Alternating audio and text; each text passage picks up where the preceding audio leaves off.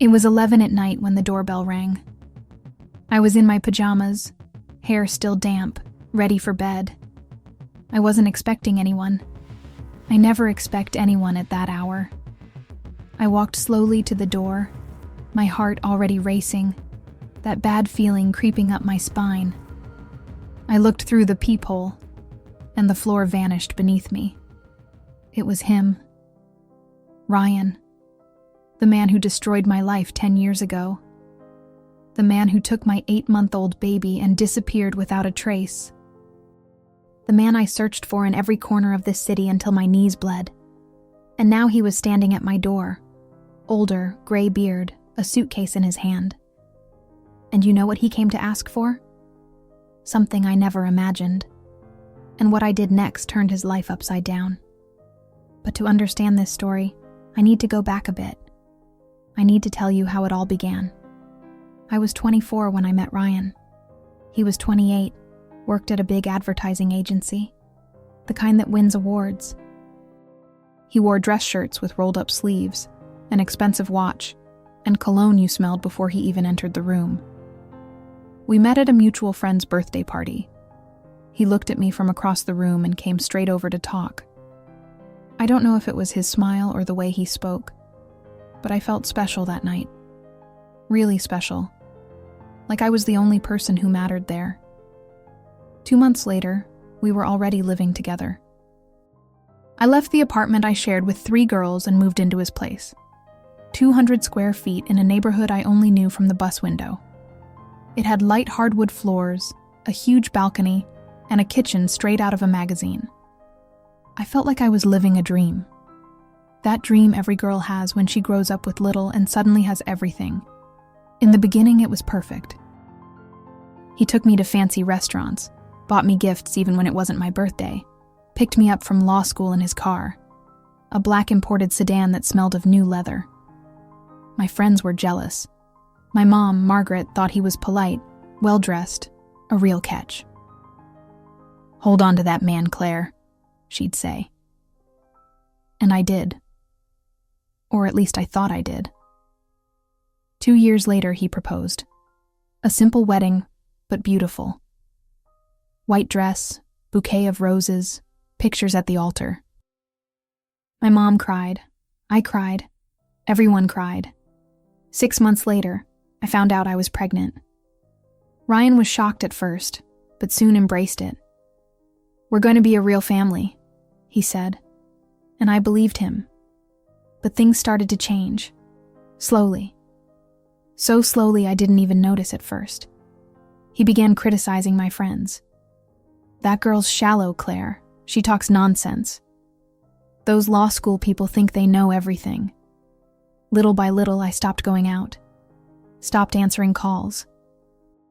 It was just him and me. And Ethan, of course, who was born on a Tuesday morning, weighing 7.5 pounds, with the most perfect little face I'd ever seen.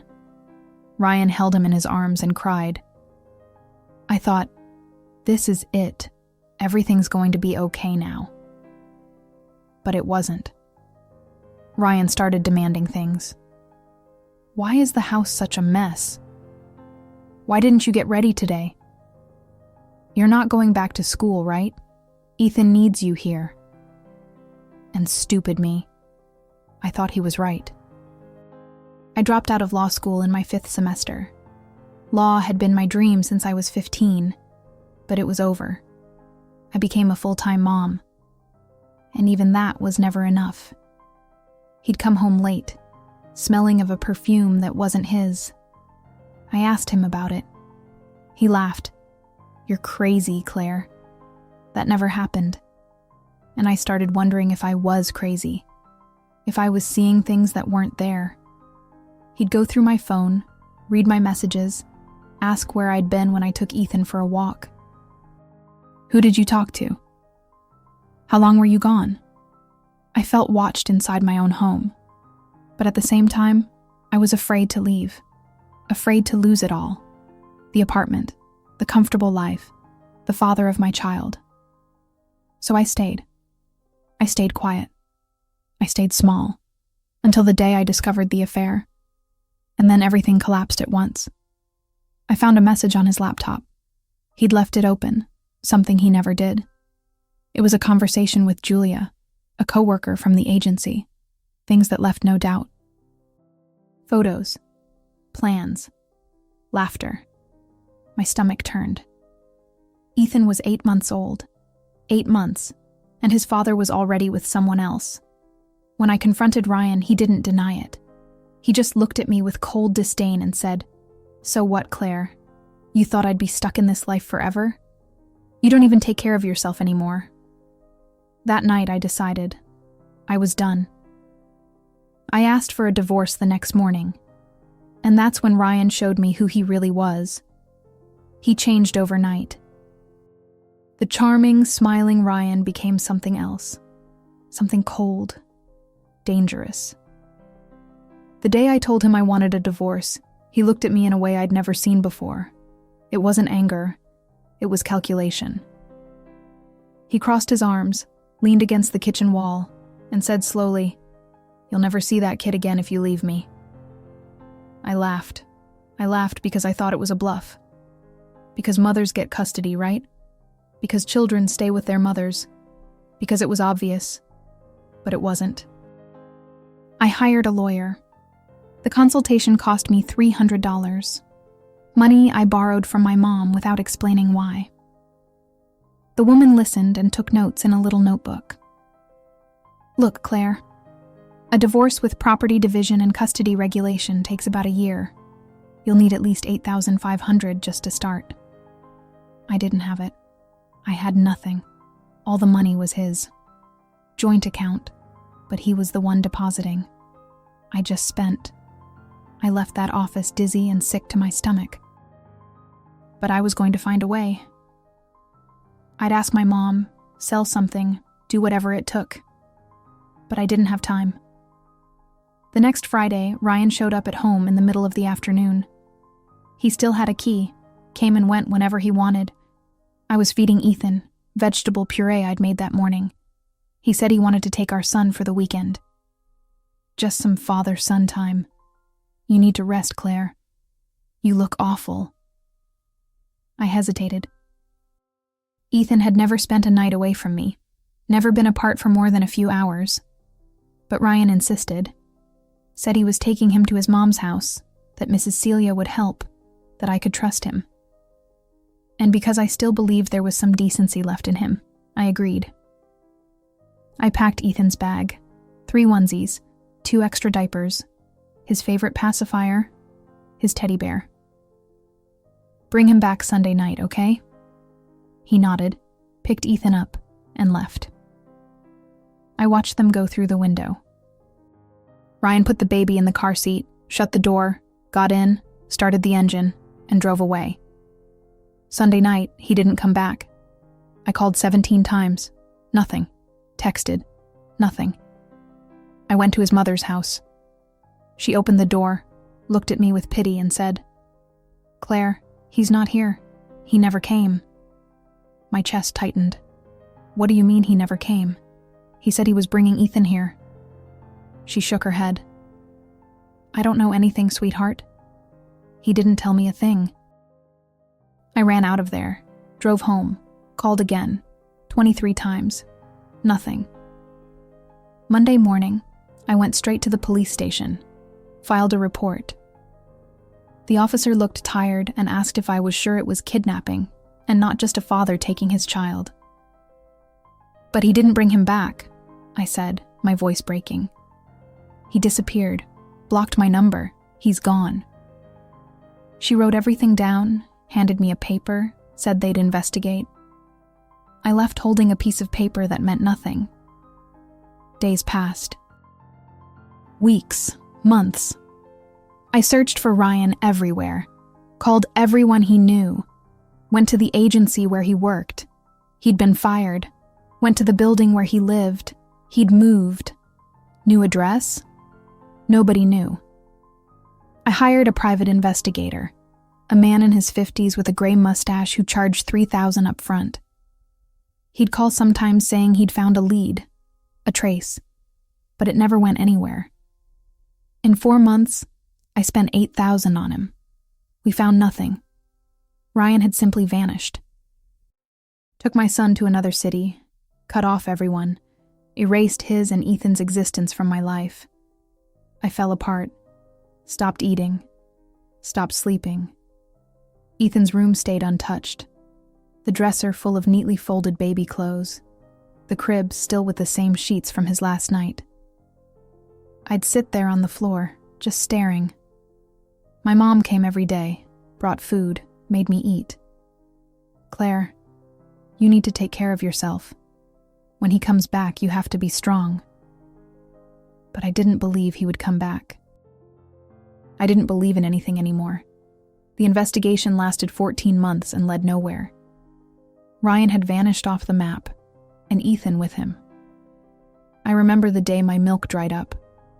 It was about 3 weeks after Ethan disappeared. My breasts were swollen, painful, leaking.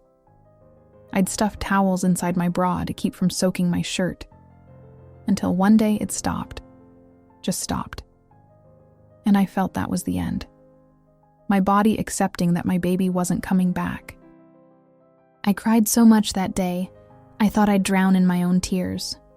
But I didn't. I kept going. Because I had no choice. The first few months after Ethan vanished were the worst of my life. I couldn't get out of bed. Couldn't look at the street without searching for him in every stroller that passed by. My mom practically moved in. Slept on the couch, cooked food I didn't eat, held my hand when I woke up screaming in the middle of the night. She was the one who took me to my first session with Dr. Helen, the psychologist. I didn't want to go. Thought talking wouldn't bring my son back. But I went. And I kept going. Every week, for years. Dr. Helen was the one who told me something that changed everything. Claire, you can spend your whole life waiting, or you can build a life that's ready for when he comes back. And that's what I did. I went back to law school 6 months later. I'd frozen my enrollment but managed to reactivate it. Returned to the 5th semester, the one I'd left when I got pregnant. Sitting in that classroom again felt strange. I was older than most of them, with dark circles under my eyes, carrying a pain no one could see but everyone felt. I didn't make friends, didn't want to. I just studied.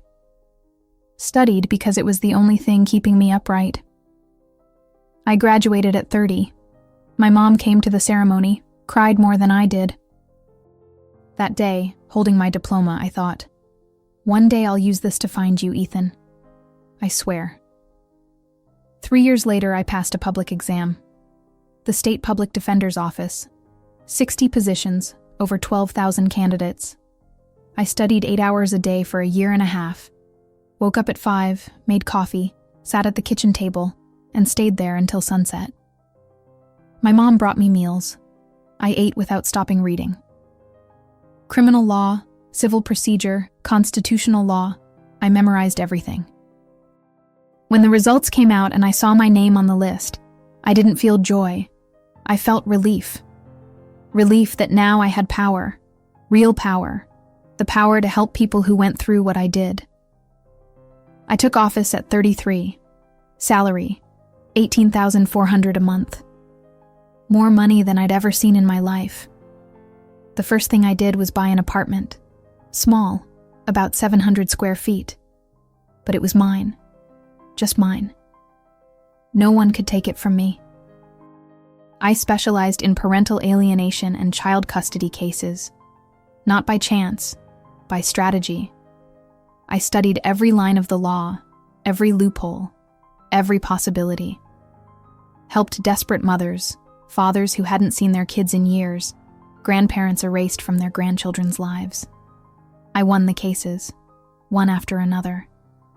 In 6 years, I helped 47 mothers reunite with their children. 47. I kept every thank you note, every reunion photo, all in a blue folder I kept in my desk drawer. When I felt weak, when the pain hit too hard, I'd open that folder and remember, you saved these children. You brought them back. But I couldn't bring back mine. I never stopped searching for Ethan. Never. Hired another private investigator 2 years after the first one quit. This one charged more, $1,500 a month for 4 years. I paid it all. Spent $32,000 in total.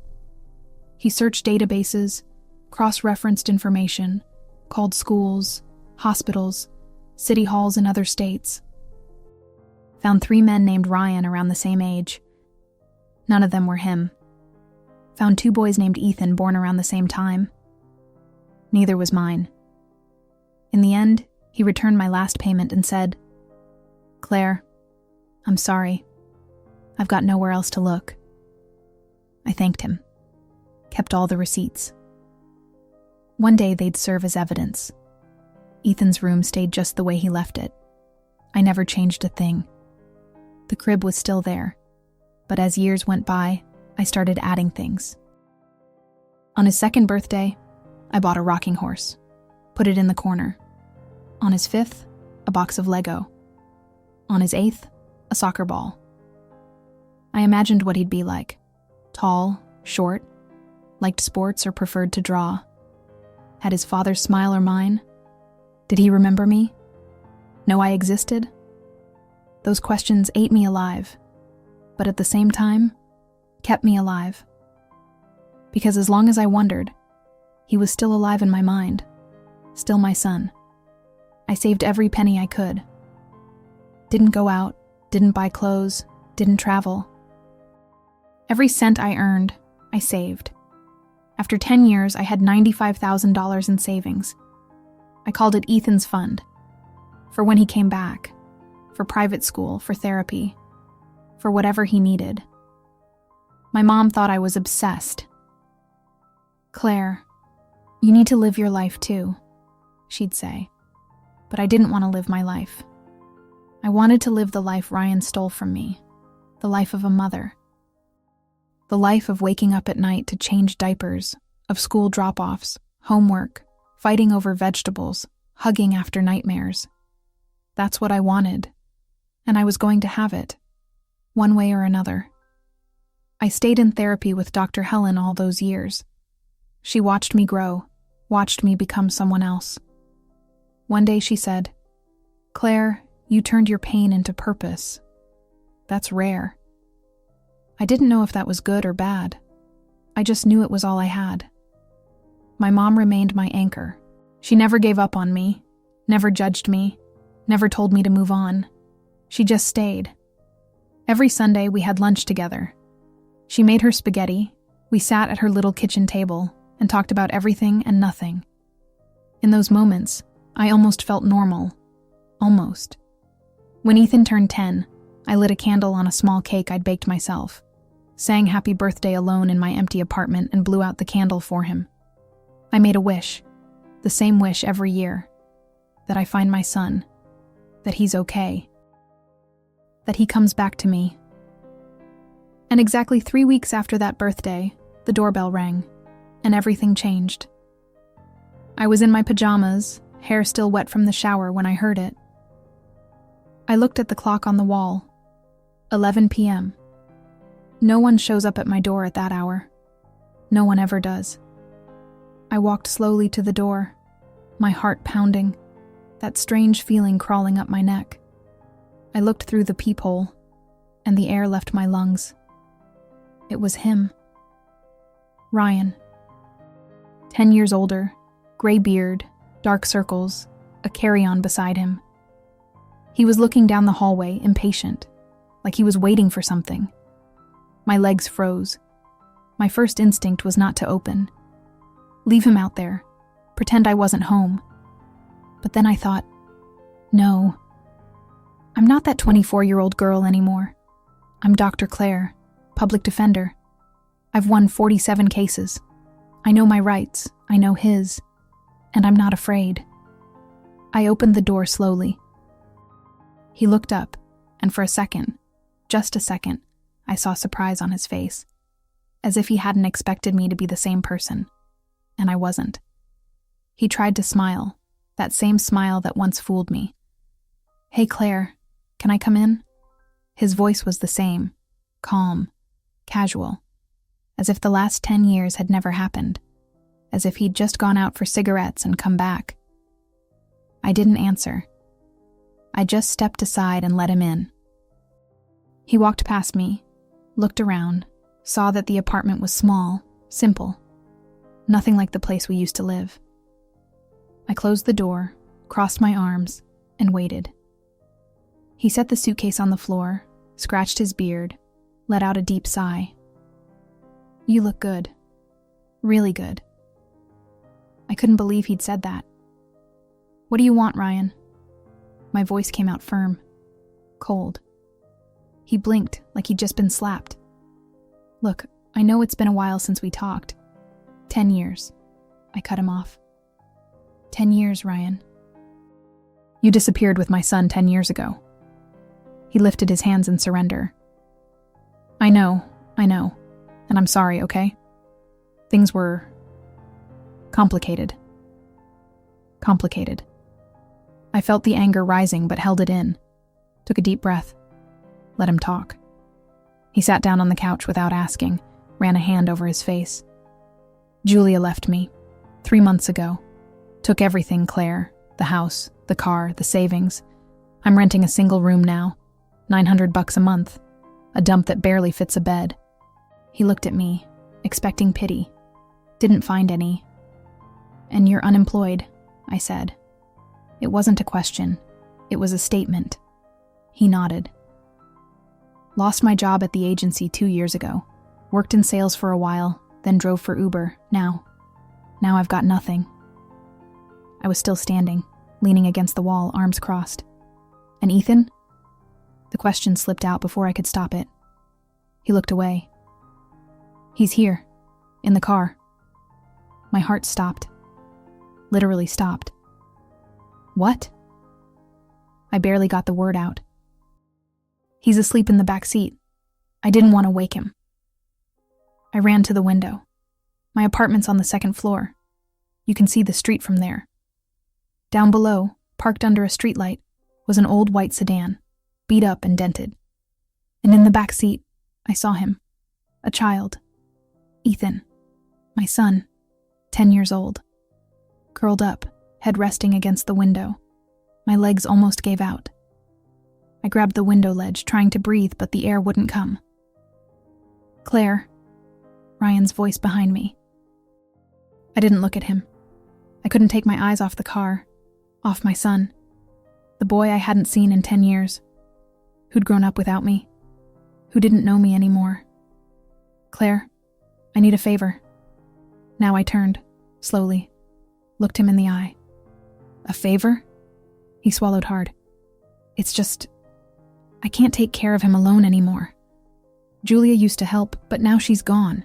And I've got no money, no stability.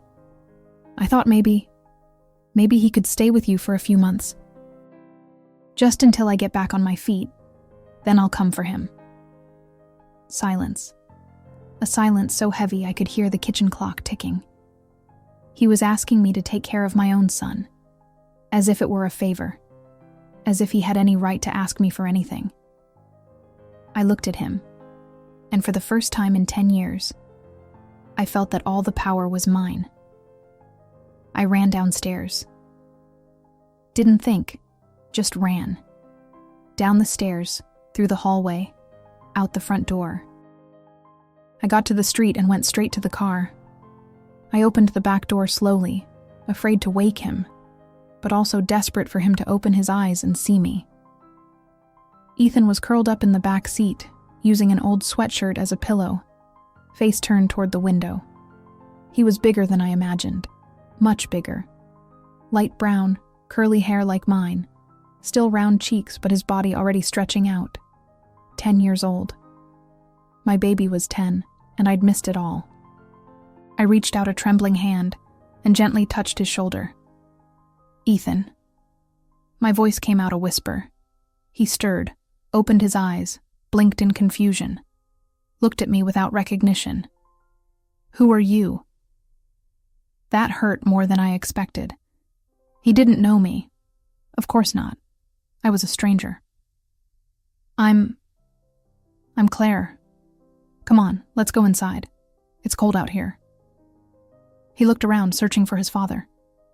Ryan had already come down and was standing beside the car. "Go on, Ethan. It's safe." Safe.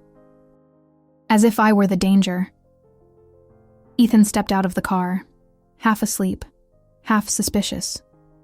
I wanted to hug him, to pull him into my chest and never let go, but he wouldn't understand.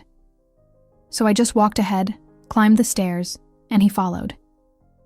Ryan came behind, carrying the suitcase. We walked into the apartment. Ethan looked around quietly, hands stuffed in his hoodie pocket. "You hungry?" I asked. He shook his head. "I'm tired." I showed him the room, his room. He went in, looked at the bed, the rocking horse in the corner, the new soccer ball, the box of Legos. Didn't ask a single question. Just lay down on top of the blanket and closed his eyes. I stood in the doorway, watching my son sleep after 10 years, biting my lip to keep from crying. I closed the door quietly and went back to the living room. Ryan was sitting on the couch, scrolling through his phone. I sat across from him, legs crossed, posture firm, like the attorney I'd become. "Explain." "Everything." He sighed, put the phone down. "When I left with Ethan, I went to San Jose, got a job at a small agency there. Julia came with me. We rented an apartment, nothing fancy, but it worked. She stayed with Ethan during the day while I worked." He paused, rubbed his beard. 2 years later, I lost that job. Company downsized, you know how it is. We moved to Fresno, then to Tucson, then who knows where. Always the same story. I'd find work, lose work, move again. I listened silently. Ryan went on. "Ethan never went to a real school. I tried twice, but there were always issues. Documents, proof of address, that kind of thing. And I was afraid you'd find me if he was enrolled anywhere. So Julia homeschooled him. She finished high school, taught him to read, write, basic math. But it's not the same, right? He doesn't have friends, doesn't know how to play with other kids, spends all day alone in his corner." My stomach turned. My son had grown up isolated. No school. No friends, no childhood, because of the man sitting in front of me. "And Julia?" I asked, my voice sharper than I intended. Ryan shrugged. "She met someone, some business guy, owns a franchise or something. Said she was tired of moving, wanted stability. 3 months ago she left. Took her stuff and disappeared. Didn't want to take Ethan because he's not my kid.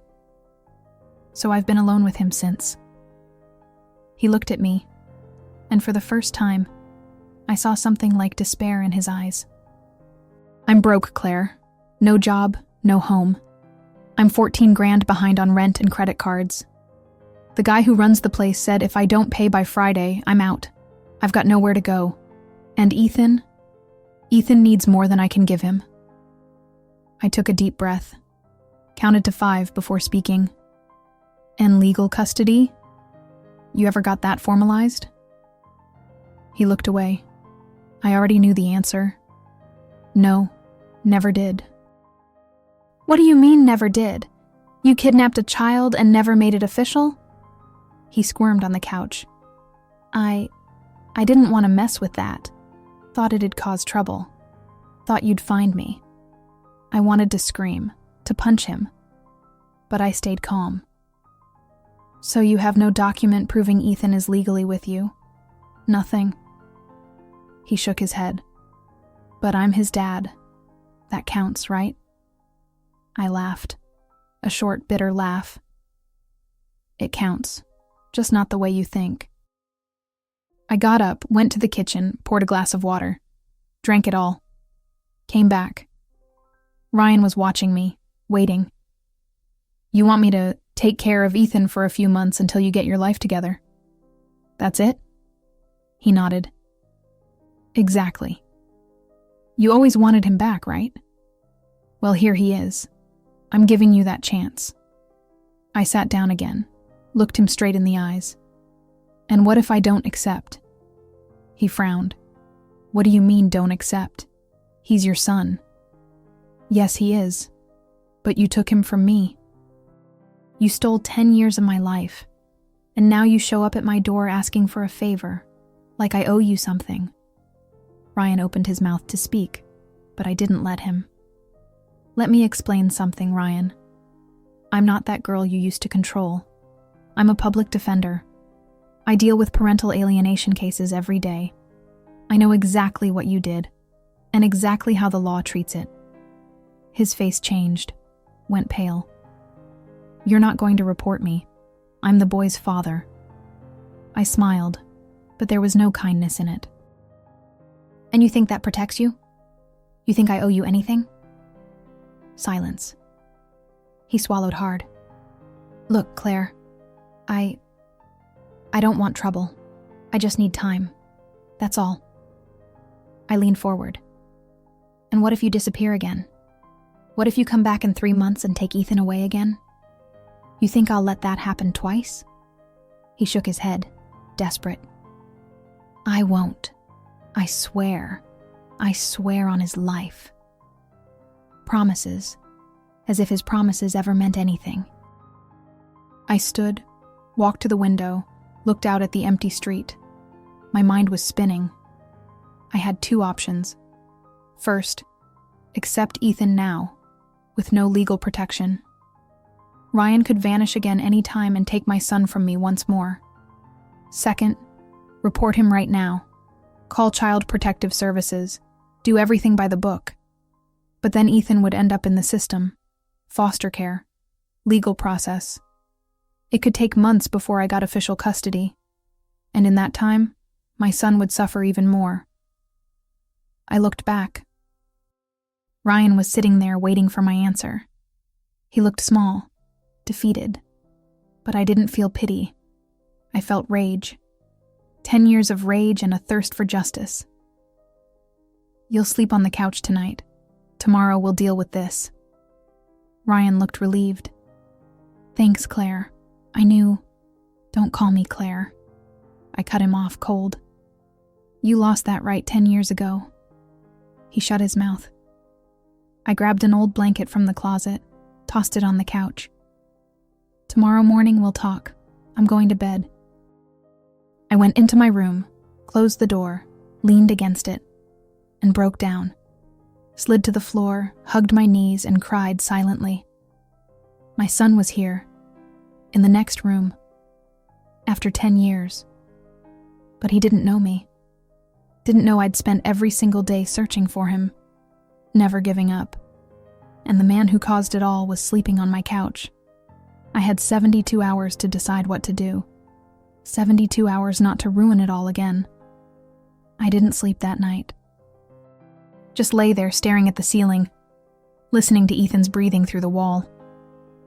Every now and then he'd move or mumble something, and I'd hold my breath, afraid he'd wake up scared, cry, call for his dad. But he didn't. He just slept. When dawn came, I was already up.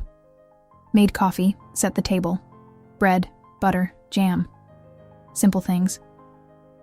I wanted Ethan to wake up and smell breakfast, to smell home, in case he'd forgotten what that was. Ryan woke first, got up from the couch, rumpled and tired. Looked at the table, then at me in the kitchen. Morning. I didn't answer, just turned my back and stirred the coffee. He poured himself a cup, sat down. I need to go out today, handle some things. I looked at him. What things? He shrugged. Personal stuff. I'll be back tonight. I let him talk. He drank his coffee quickly, grabbed his jacket, and left. Didn't say where he was going. Didn't say when he'd be back.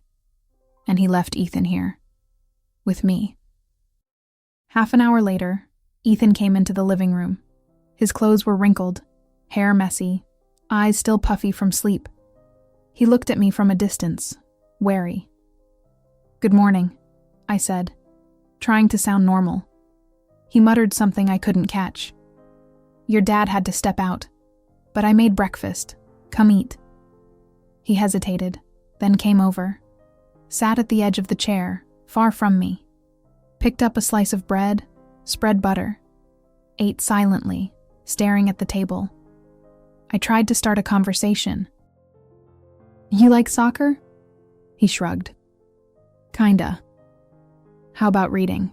You like books?" Another shrug. "I guess." Each answer felt like a door closing in my face.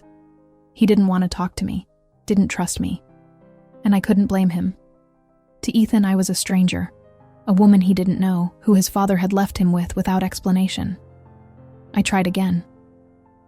"Ethan, I know this is confusing, but I want you to know you're safe here. You can relax, okay?" He just nodded and kept eating. I stood, grabbed my phone, went to my room, and called my mom. She answered on the second ring. "Claire, what time is it, honey?" "Mom, he's back." Silence. Then, "Who's back?" "Ethan and Ryan." I heard her inhale sharply. "What do you mean, back? Where?" "Here, at my place. They showed up last night. Ryan wants me to take care of Ethan for a few months while he gets his life together." My mom cursed softly. That man's got some nerve.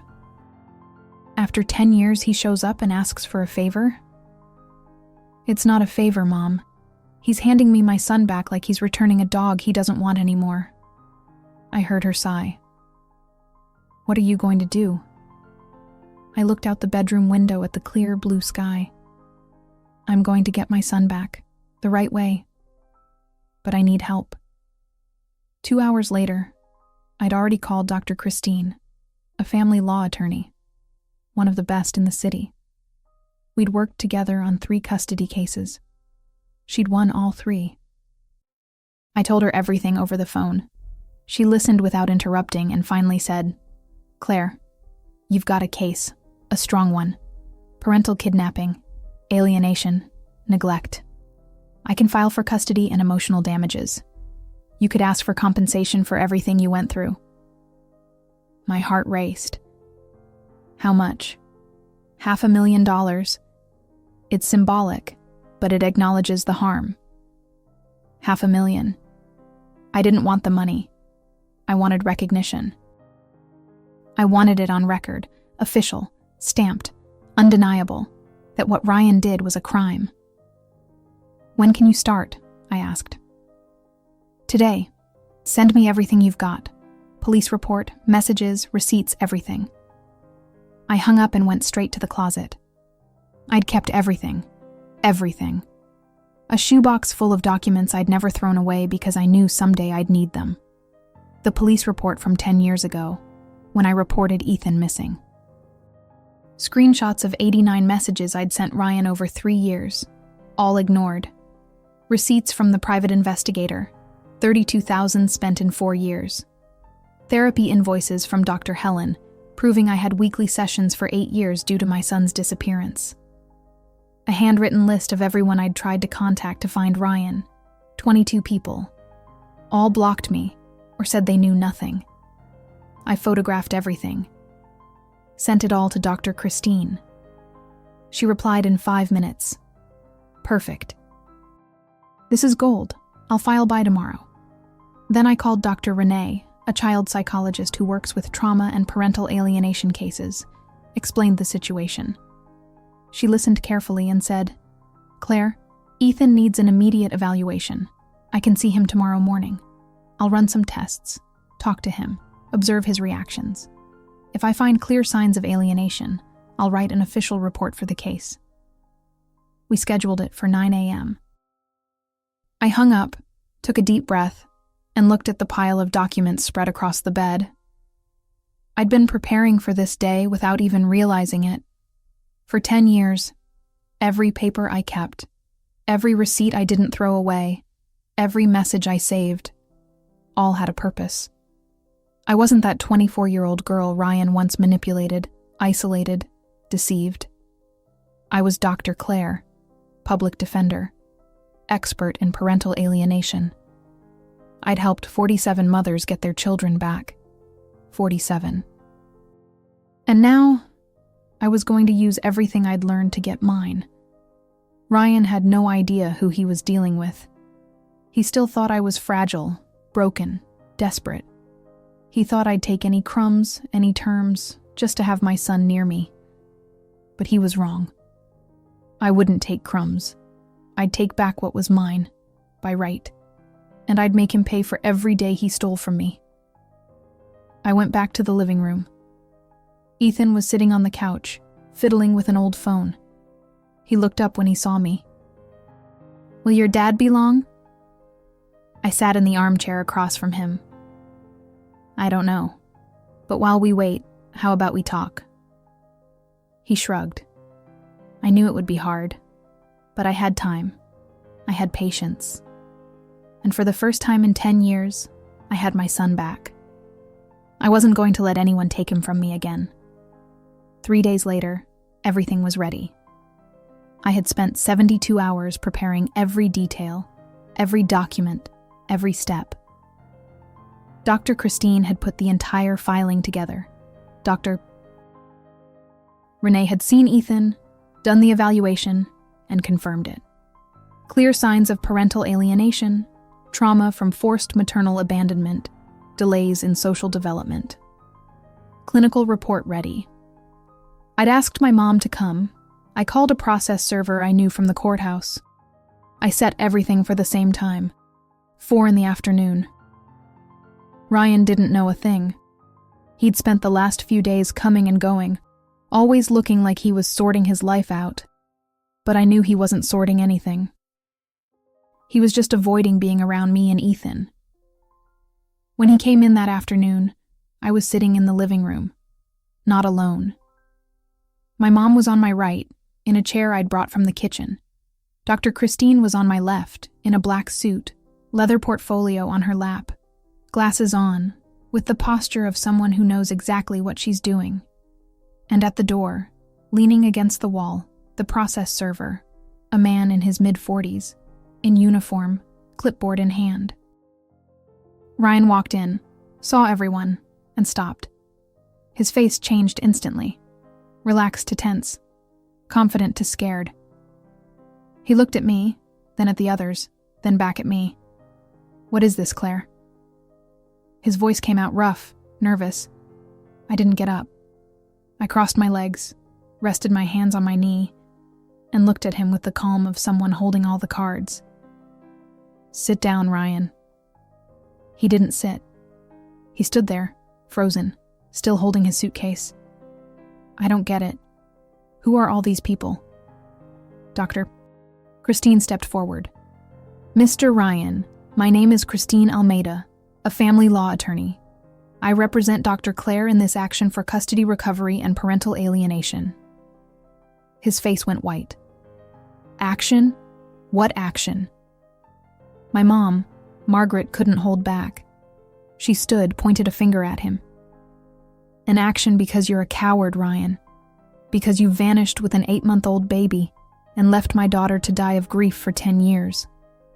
That's what we're talking about." He opened his mouth, closed it, couldn't find words. I motioned for my mom to sit. She did, but kept staring at him with all the hatred in the world. I took a deep breath and began. "Ryan, you're going to sign a voluntary termination of parental rights right now. Or I'll sue you for parental kidnapping, financial neglect, alienation, and seek 10 years of back child support. $180,000. Silence. A silence that felt like forever. He blinked. "You're out of your mind. I'm his father. I have rights." I smiled. A cold smile. "Rights? You think you have rights after what you did?" Dr. Christine opened her portfolio and took out a stack of papers. "Mr. Ryan, we have 37 documented witnesses confirming that Dr. Claire searched for you for years. We have 12 professional reports, including a psychological evaluation of Ethan, establishing alienation. We have a police report from 2014 reporting the child missing. And we have receipts proving Dr. Claire spent $32,000 trying to locate her son." She turned the folder toward him, showing the documents. All of this is admissible evidence. You have no defense. Ryan tried to laugh, but the sound broke apart. You're just trying to scare me. That proves nothing. I stood, went to the coffee table and picked up the folder I'd prepared. 1.5 inches thick. Papers organized with color-coded clips. 89 messages I sent you over 3 years, all ignored. Screenshots with dates, times, everything. I set the folder in front of him. 22 attempts to contact your family. Your mother, your cousins, your friends. They either blocked me or claimed they knew nothing. I flipped another tab. Receipts from the private investigator I hired. 4 years of searching. $32,000. All documented. Another tab. Proof of weekly therapy with Dr. Helen. 8 uninterrupted years. Because I couldn't live after you stole my child from me. He was pale now, staring at the folder like it might explode. I was only trying to protect him from you. My mom stood again, and this time no one stopped her. Protect him? You destroyed his childhood, Ryan. The boy barely knows how to read. He has no friends. He didn't go to school. You isolated him from the entire world just to hide what you did. Her voice shook. Her eyes were full of tears. You're a monster. And now you want to dump him here like a dog you don't want anymore. Ryan looked at her, then at me, then at the process server. He realized there was no exit, that he was cornered, that everyone in that room knew exactly what he'd done and wasn't going to let him walk away unpunished. I don't have the money to pay $180,000, he said, barely audible. I know, I said. That's why you're going to sign the termination of parental rights. You'll give up any legal claim to Ethan, and you will leave our lives. Dr. Christine held out the papers. Sign here, here, and here. 3 copies. 1 for you, 1 for Dr. Claire, and 1 for the county clerk. Ryan looked at the papers. His hands shook. And if I don't sign? The process server stepped forward. You are officially served. Hearing set for 15 days from now. If you fail to appear, the court will enter default judgment against you. He handed Ryan a notice, which he took as if it were on fire. That's when I looked toward the stairs and saw Ethan. He was sitting on the step, hugging his knees, watching everything. I don't know how long he'd been there. I don't know how much he heard. But he was seeing it. Seeing his father confronted. Seeing the truth come out.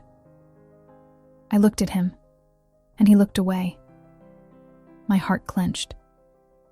But I couldn't stop now. Ryan took the pen Dr. Christine offered. His hands shook so badly he could barely sign. But he signed, on all 3 copies. He handed them back. Dr. Christine checked, filed them in her portfolio. Perfect. As of now, temporary custody is awarded to Dr. Claire. You may leave. Ryan stood there, lost. He looked at me one last time. Claire, Goodbye, Ryan. I cut him off. There was nothing left to say. He picked up the suitcase he'd dropped when he walked in, looked at Ethan on the stairs, opened his mouth like he might say something, but didn't. He turned his back and left. The door closed. And for the first time in 10 years, I truly breathed. When the door closed behind Ryan, no one moved. The process server put away his clipboard, gave me a nod, and left. Dr. Christine straightened the papers in her portfolio, shook my hand, said she'd file everything the next day, and left. My mom came over, hugged me tight, and whispered in my ear, "You did it, honey." But I didn't feel like I'd done anything. I only felt tired, a 10-year tired. My mom let go, looked toward the stairs, saw Ethan still sitting there, quiet, processing it all. She kissed my forehead and left too. And then it was just the 2 of us. Me and my son. I walked slowly to the stairs and sat one step below him, a little ways away. I didn't want to invade his space. I didn't want him to feel pressured. He was staring at the floor, shoulders tense, hands clenched. "Ethan," I said softly. He didn't look up. "I know this is really confusing, and I'm not going to lie. I'm not going to make excuses. I'm not going to pretend everything's fine. But there's one thing you need to know." He lifted his eyes slowly, looked at me. For the first time since he'd arrived, he really looked at me. "Your dad lied to you about me." My voice was steady, calm. No anger, just the truth. "He told you I abandoned you, that I didn't want you, that I disappeared from your life. None of that is true." Ethan blinked, confused. "He said you were crazy, that you didn't know how to take care of me." I swallowed the lump in my throat. I know what he said, but he lied. The truth is, he took you from me. You were 8 months old, and he disappeared. And I spent 10 years looking for you, every single day. He stared at me, doubtful. I went on. "I hired investigators, spent everything I had, called everyone we knew, filed a police report, went to stations, to court, to every place I could. But he hid you so well I couldn't find you." My voice began to waver, but I didn't cry. Not yet. "And now you're here, and I will prove to you every day that I never abandoned you, that I always loved you, that I never stopped looking." Ethan stayed quiet for a while. Then he asked softly, "Why did you keep my room?" My heart jumped.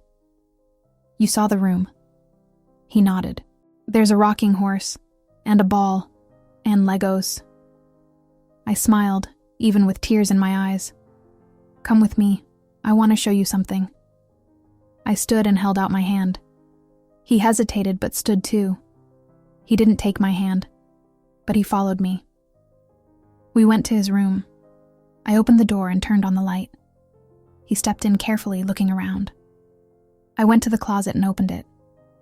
Inside, everything was organized by age. Clothes for a 2-year-old, for 5, for 8, for 10.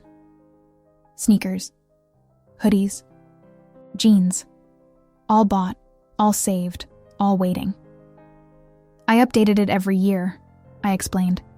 On your birthday, I'd buy new things, clothes for your age, toys I thought you'd like, because I always knew you'd come back, always. Ethan touched a blue hoodie, his size. "Is this mine?" "Yes. Everything here is yours. It always was." He looked at the bed, the rocking horse, the stacked boxes of toys. "You did all this. For me?" I knelt in front of him, eye to eye. "I did, because you're my son. And a mother never gives up on her child." He looked at me, and for the first time I saw his eyes redden. He bit his lip, tried to hold it back but couldn't. One tear fell, then another, and suddenly he was crying, really crying, sobbing. I opened my arms, slowly, giving him the choice. And he came. He threw himself into my arms and hugged me hard. So hard I almost lost my balance. But I held on. I held my son, pressed him to my chest, and let him cry. I cried too. 10 years of pain pouring out at once. We stayed like that. I don't know how long. Maybe 5 minutes, maybe an hour. It didn't matter. When he calmed down, he pulled back a little, wiped his face on his sleeve. "Did he leave?"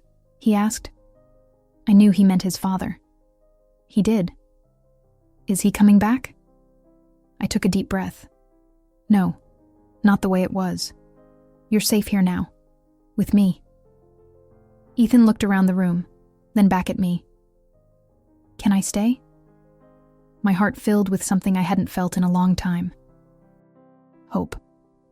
"You can, and you will, for good." He nodded, Tired. I'm sleepy. Then sleep. I'll sit right here, okay? He lay down, pulled up the blanket. I sat at the edge of the bed and stroked his hair, gently. He closed his eyes. Claire, he murmured. Yeah? Thank you. I smiled. My son had called me Claire. Not Mom. Not yet. But it was a start. You're welcome, Ethan. I left the room, pulled the door almost shut, leaving just a sliver of light. I went to the living room window and looked out at the street. Down below, everything was quiet. No cars, no sign of Ryan. He was gone, vanished again. But this time, he hadn't taken my son. I rested my forehead against the cold glass and breathed. I didn't feel victory, didn't feel euphoria. I felt relief, a tired, heavy relief that would take time to become something else. I hadn't won. I'd only taken back what had always been mine. 8 months have passed since that night. 8 months that have felt like both forever and the blink of an eye. Ethan started going to school, a public one nearby, with an incredible principal who understood everything and gave us support I'll never forget. He still struggled in some subjects. After all, he'd gone years without proper schooling. But the teachers were patient, and slowly, at his own pace, he improved. He started making friends too.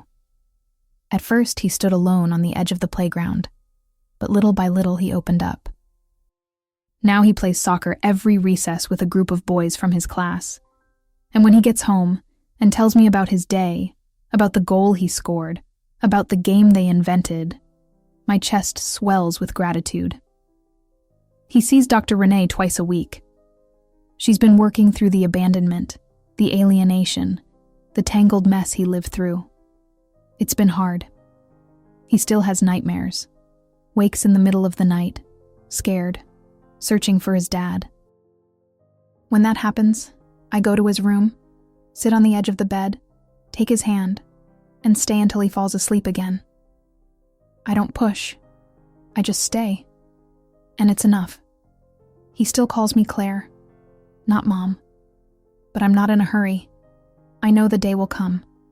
And until it does, that's okay. Because he's here, and that's what matters. The legal case moved forward. Dr. Christine secured permanent custody in 4 months. The judge recognized the alienation, the neglect, everything. He ordered Ryan to pay $150,000 in damages. He never paid, and he probably never will. But it wasn't about the money. It was about recognition, about having it in writing, stamped, signed, official, that what he did was a crime. And that, to me, is worth more than any amount. No one knows where Ryan is. He vanished again. No calls, no messages, no news. And you know what? I don't care. He's no longer part of our lives. With the $95,000 I'd saved all those years, I created something I'd always wanted to build, an institute called Project Reunion. It's a small organization, but it helps mothers who are victims of parental alienation find their children. We offer free legal support, guidance on gathering evidence, how to file, how not to give up. In 8 months, we've already helped reunite 14 children with their families. 14. I watch those mothers cry with joy at the reunions, and I see myself there. I see their pain, and I know it. I know exactly what it is. And turning my pain into something that helps others, that heals me. Slowly, but it heals. Ethan has become a kind of symbol for the project. Of course, we protect his identity. No one knows his real name. But his story inspires. It shows it's possible. That even after 10 years, you can get your child back. My mom, Margaret, is always around. She comes over for Sunday lunch every week, makes that spaghetti Ethan's learned to love. They already have inside jokes. They laugh at things I don't get. And I just sit there watching, happy, because that's what family does. Last week, Ethan and I went to the park. I brought a ball. We stayed for a couple of hours, just playing, running, laughing. He was sweaty, shirt sticking to his back, hair a mess. And suddenly he stopped, looked at me and said, "I like living with you, Claire." My heart squeezed. "I like you living with me too." And we kept playing.